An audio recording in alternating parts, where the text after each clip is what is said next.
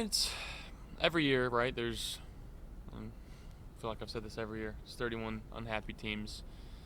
But I will say this about our team. Emphasis on team. I think this is one of the more special units I've ever been around in my entire life, from Pop Warner through high school, through college, in the NFL. Guys truly cared about each other. You know, everyone kind of understood their role and their assignment, and we had a huge internal belief when we all got here for camp, and we worked extremely hard to get to where we got. And we're constantly knocking at the door, and when you're playing a team like the Chiefs, who have done it so well for so long, you gotta not just knock, you gotta kick the door down, and we didn't do that. Saying that, Josh, and knowing that this group is not going to return the way that it is today, it's just not a reality in the NFL. How do you replicate that next season? Well, I think again, I don't know what's going on front office wise of who's staying, who's coming in. I guess we'll all figure that out as time rolls. But just making sure that we understand the vibe and really just the feel that we had in this locker room, and just try to have our core guys replicate that with anybody new that comes in, and whoever comes into this building understands what it is to be a member of this locker room, to come in here and be themselves each and every day, to be the best version of themselves, and that's all we can do is just go out there and play hard for each other. Josh, what will you remember most about this group this year? The memories that we made, not just on the football field, but off, in the locker room, poker nights, QB dinners, our holiday parties. So this is an unbelievable group to be a part of. Love each and every one of those guys in that locker room, and it's unfortunate that we didn't get it done, but I'm very proud of how far we did come. Joe Brady did not do anything for this team, but we obviously knew you were kidding. Knowing that he'll be back, just what can it do to continue to have that continuity with Joe, and what does that mean for you? Yeah, not implementing a new offense, but really building off of what we've put in throughout the year, and things that we like and we dislike, and just trying to tweak certain things. I thought this year, statistically, if you look at it, it's one of the, whatever you can say about it, but the end goal is to score one more point than our opponent, and we didn't get that done. So throughout the entire offseason, it's going to be focusing on what can we do to make that a reality. How do you square, and I'm not placing the blame, but the competitor in you knowing that everything's set up for you having the ball, the offense having the ball, with the game on the line, and not getting it, the offense not getting it accomplished? How do you square that as a competitor of yourself? Yeah, it sucks. You keep going back and thinking about what you could have done differently. Plays even throughout the game, it's something that's so little, but dropping the snap on that 2nd and 6, turning it into a 3rd and 9, where I probably catch the ball and I dart it to Coop and it's 3rd and 1 instead of 3rd and 9.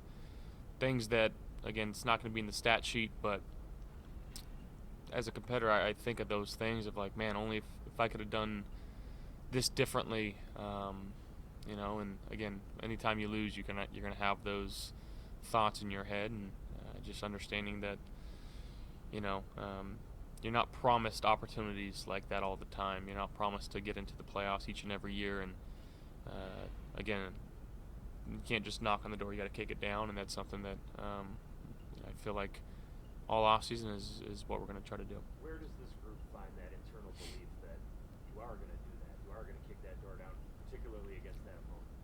Yeah, I think it's just the trust and the faith that we have in one another, how hard we work.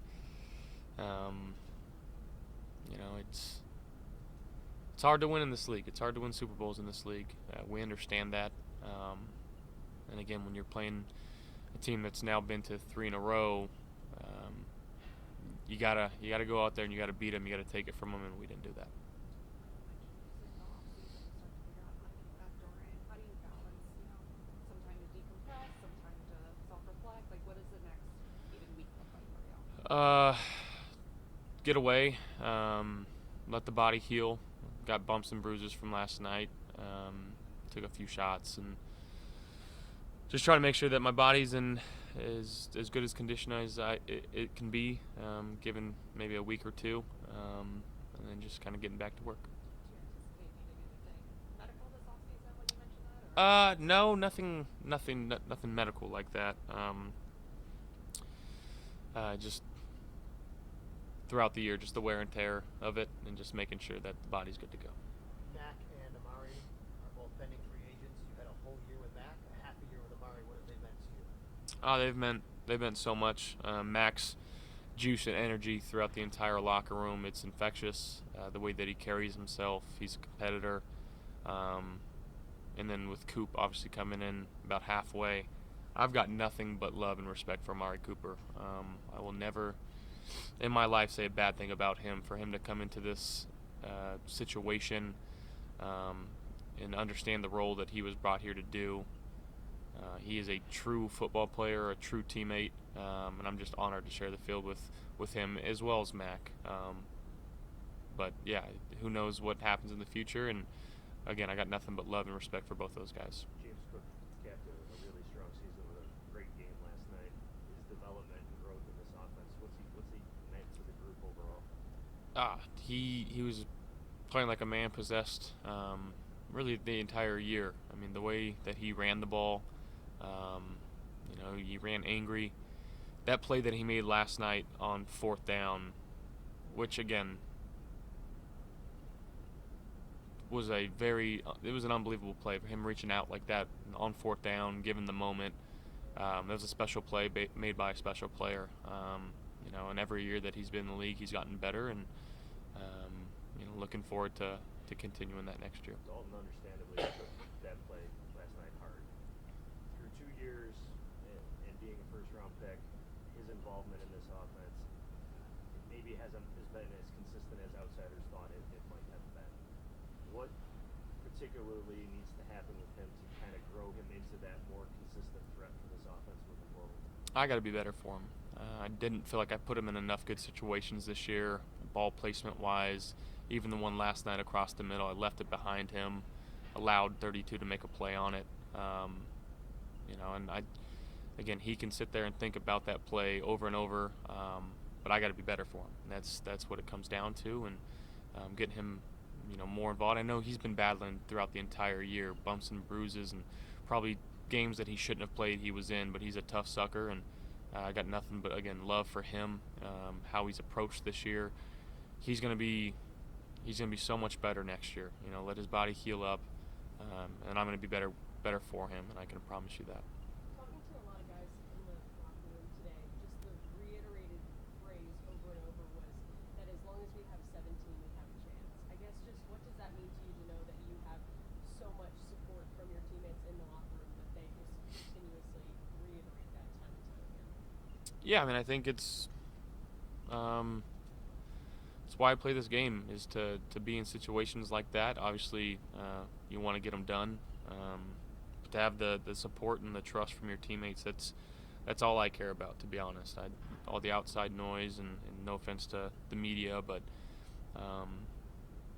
the only thing I care about is those 52 other guys in this locker room, as well as the 15 or 20 or so practice squad guys, and what they think of me and how I can be the best teammate, the best leader that I can be.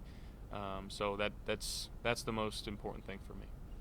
Your offensive line will be back next season. How does that help set up you guys for success in 2025? I think, again, just the way that we can now add to this offense instead of completely putting new stuff in, with obviously Joe being his first year as the full-time coordinator. So yeah, I think we've got such a good ground level for what we know we can do well, and then just building off of that. So I'm so proud of our O-line this year. They've played fantastic. Again, another year where just the numbers of those guys being able to play the entire season, it's a special group. Josh, you talked this season about the feeling of the center a little different, and all the guys said that stems from your leadership. Did you learn anything about yourself this year?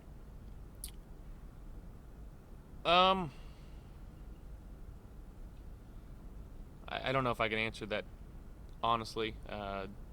not quite sure if I did or not. You know, I'm still working, still trying to be the best that I can be. A lot to learn from, obviously, from this season, this last game. You know, all year, all last off season, focused on making good decisions and trying to turn the ball over less. And I think we did a great job of that as an offense. I hate that I'm the only one that turned the ball over in this, which again, I don't hate it, but I do hate it. I don't want to be the one that's doing it. I know we turned it over a lot less than we have in the previous years, and maybe just understanding the flow of the game better and seeing it better from the defensive lens. But again, I think you incorporate that with the guys on the field with you and the offensive coordinator that we got here, and so I think still staying on top of that as well, staying on top of my mechanics, is something this offseason I'll be doing. Josh, To you build said off that, you've gone into the offseason sometimes with very specific goals of I want to improve this, I want to improve that. I know turnovers has been one in the past. Do you have anything that's top of mind right now? I want to focus on this for myself, or Yeah, I think mechanically just still staying on it, making sure that I'm seeing the right people and being as efficient as a passer as I can be. Again, there's times throughout the year where I'm working in practice and just things, they don't feel right, and it's just like I'm working all week to try to make sure that I get that feeling of the ball coming off the hand clean. And I think really early in the season, it's what it felt like, and then late in the season was what it felt like. But in that middle part, making sure that I can stay with it. Josh, you said no offense to the media, but the media essentially got it mostly wrong when looking at this team, myself included. Can you reflect at some point, have some perspective in knowing, even despite what happened last night, that of what this team was capable of accomplishing, in spite of the odds? Yeah, I mean, I think this locker room, we didn't listen to the outside noise of who was going to win this and that. Guys just worked hard, and you know, we gave ourselves a shot to make a Super Bowl, and you know, ultimately we didn't get the job done. So that's all we're going to remember. But again, the pride that I have in this team, in this locker room, and these players, it's a special group, and I'm just sad that we couldn't get it done. Josh, you've taken time to praise Bills Mafia throughout the year. To still see fans at the airport last night, despite the disappointment, what's that mean for a player? I mean, it just shows why Bills Mafia is the best fan base in the world. Even through all the hurt and disappointment that they've had to endure, really for the entirety existence of the Buffalo Bills, and you know, we're going to continue to turn every stone over and cross the T's, dot the I's, and do whatever we can to try to bring a Lombardi back here to Western New York. Josh, you talk about thinking about plays you could have made, which you would have made. It's now been a couple of years where those fourth quarter drives just haven't gone your way in the playoffs. Can you attribute that to anything, and how do you change that in the future so those turn in your favor? I mean, yeah, just making sure that we're studying them and understanding the situation and the defense that we're playing against. And again, I don't think there was a couple things that could have went differently. You know, we had a tip ball that I was trying to get to Curtis. Defense makes plays too, so they made more plays than we did. Josh DeMar Hamlin is set to become a free agent. What has he meant to this team? I think he's meant a lot to this team. I think he's meant a lot to this city. You know, his story is one of the greatest stories of all time. You know, he's such a special human being, and he's using all of his, you know, influence in a positive light. It's not easy to do what he's done, and I commend him so much as a person, as a player. You know, for going out there and continuing to play extremely hard, and you know, he's a special one. Josh, this rookie class had a lot of really key contributors. What impressed you most about this rookie class in particular?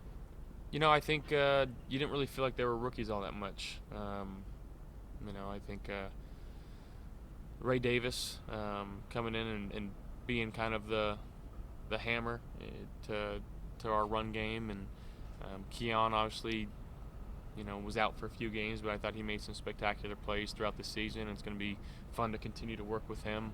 And defensively, we got a lot of young guys that contributed a lot. So just keep incorporating them and making sure that we're developing them the right way, and just try to get back on track for next year. Josh, a lot was made about leadership coming into the year, and just you and Terrell were named the leaders, and you evolved have evolved as a leader. What did you learn about yourself as a leader, if anything, this year? Learned that it's not just the leaders that matter. It takes everyone. It takes a whole village. And that's why we kind of have the leadership council that we do, and obviously me and TB being the only captains on this team. But we weren't the only captains on this team. There's a lot of guys in this locker room that everyone looks up to and respects, their voice, and I'm just fortunate to have the guys that we did. It took a village to get the right messaging out and to get everyone to buy in and believe, but I think we did that this year. Josh, speaking of leadership, from your perspective, how did Sean lead this team this year? How do you feel what was the year like for him, from your perspective? It's going to sound weird. I'm just so proud of Coach. I don't know why he's not recognized more in the award stuff, and that's the cruddy thing about it. But time in and time out, he's got us in position. We've won the AFC East the last how many so years, and obviously we're fighting to get over that hump. And he gives his life to this. I will tell you that he's so committed to doing whatever it takes, and to see him adapt and really grow as a coach has been fun to watch. Is there something you said you're proud of?